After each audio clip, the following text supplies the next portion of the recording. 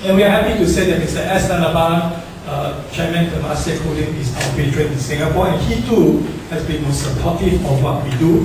This picture of him working in Batam as he built a house. Now, the philosophy of bringing the community together is so sacred and important to us that we will bring a person like him there for 4 days to build a house.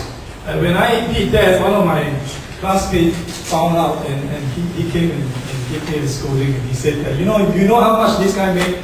Why do you bother to ask him to go there for 4 days to build a house when you can ask him for 4 days of his pay? Then maybe he can build 20 houses. I don't know how much he's paid, maybe 20 houses. But it seems to make a lot of sense from a pragmatic standpoint. But when Mr. Nanaban is there, he built a house for an odd job laborer. And when we are in a place like that and you want to pass bricks and all that, he too has to form a human chain like everybody else. So for the 4 days, he was beside this guy, building together with all the volunteers and all that. And it left a very deep impression for him that he too is part of humanity. That's why we are called Habitat for Humanity. And because of that, he has been very dedicated to our cause from that time onwards. So I know that if I can get every single one of you to participate in the build, you will surely be a strong supporter. For us, the build is always the magic. So in Singapore, because we don't get to build, what we did was we tried to figure out what are some of the things that we can do that fulfill our mission and our goal as well. So we sort of invented this. Well, we stole the idea from the Hong Kong people. This thing called Operation Homeworks, where we will go and clean up the houses of the elderly poor living in a one-room flat in various places in Singapore. This is a very strange part of Singapore, because whenever you conduct something like that, you find that you go into a place where there are butterflies and birds flying outside. It's a very beautiful place, well designed and all that. But behind closed doors, you have really terrible living condition for some of these people. So we bring together, especially the young people, to do things like that so that they will get in touch with the elderly folks. Same thing, people go in there, they clean up the place, and they basically show concern and care for the elderly, and at the same time be able to appreciate the fact that there are people in Singapore who live in terrible conditions. So this is the other thing we do. We go to schools and we try to advocate for the cause of the needy. This is a program called Global Works, so that kids know that beyond Singapore there are many places that are in terrible condition. So this is a program called Under No Roof. We ask them to pretend to be poor for one night to make their own slum dwelling. The biggest challenge is to prevent them from ordering pizza in the middle of the night. And basically to go through different kind of program and education modules to help them understand issues of poverty. Most of the time we send people overseas. This is called Global Village. So people have been going on house building trips since about 4 or 5 years ago. So it's a very short trip, maybe 1 week, 2 weeks. They go to many, many different places. Singaporeans have gone to places, of course, as near as Batam, as far away as Romania. And Romanian build is quite interesting. With all due respect to our Caucasian friends around us, it's very strange to see Asian faces building for a needy person who has blonde hair and blue eyes.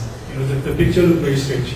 But that's what happened in Romania. We typically help the gypsy group of people there who are really living in slums.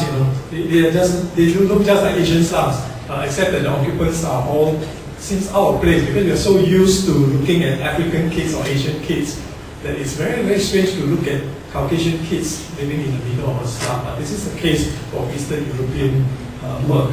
So essentially it's just a team of 10 to 20 members, so long as you're 14 and above, because insurance will cover less than 14. There's no need for prior construction experience. Anybody who's willing to work will do. This is because the houses, here comes the architect. The houses are designed to be simple and decent, easy to build. In fact, there's a lot of possibilities. Our Filipino counterpart have designed interlocking bricks. So the bricks looks like Lego pieces, so that volunteers can just stack them up very quickly and use very little cement and all that. And there are many possibilities. In fact, tomorrow we are going to talk about disaster relief design. Is it possible to design something that is that's recyclable. So it's very exciting. And any volunteer can come. In fact, we have more women volunteers than men, because the men don't quite get it, you know. So our women, we even have women build. So the whole team, a whole gang, all made of women, and they go build for a woman house owner. So it's quite exciting things. Many different variations of the world. We can have Thai build.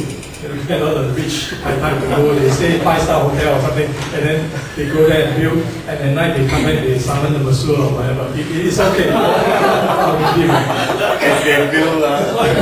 So this is a Batam build. Our simplest build from Singapore is a Batam build, which can be a one-day build.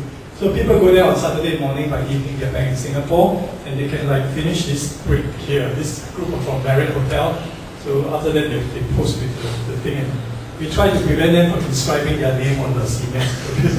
We are also, of course, in disaster response. Now earlier I talked about how you collect back the money in a not-for-profit manner. This doesn't apply for disaster.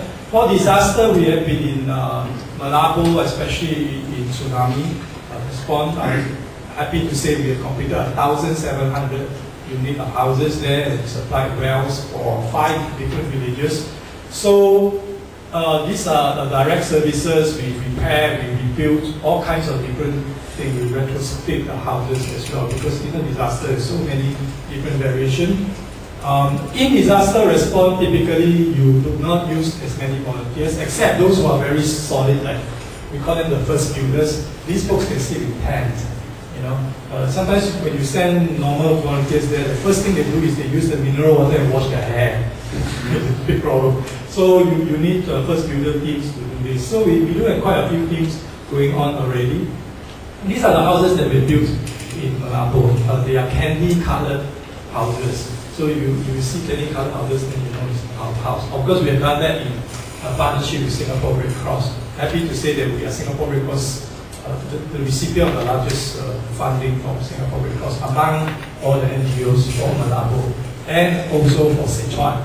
So right now we are also working with Singapore Red Cross in Sichuan. We are going to construct about 1,000 houses, because China is very different from Indonesia. The government actually dictates the type of house, size and everything. So it's a bit difficult to ascertain the exact numbers depending on where you are.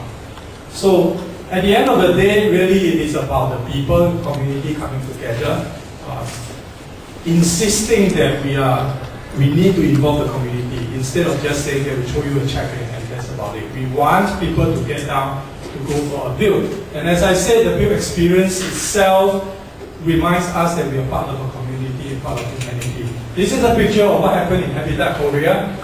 In Korea, people, the men are very face conscious. So this gentleman actually is a bankrupt. So his whole family live in a car. So every morning he will send the kids to the school and all that, and then they go to a park to bathe. And at night they actually sleep in a car. So Habitat Korea built a house for him, and this is what happened during dedication. So you cry, they cry, everybody and we cry together. Because all of a sudden the house is there for that person, and the community are happy that they get involved. And there's so many different variations of community involvement in the work we do. Even in speaking to you this evening, it's part of the effort to spread the message and to get more community involvement. So at the end of the day, we do believe that we can make a difference, and we will continue pushing this agenda. Thank you very much.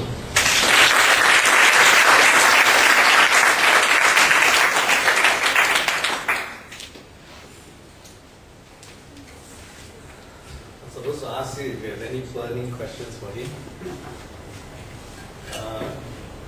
I think what I suggest is we move on to all the speakers, and then we leave all the burning questions burned together. Okay. Okay.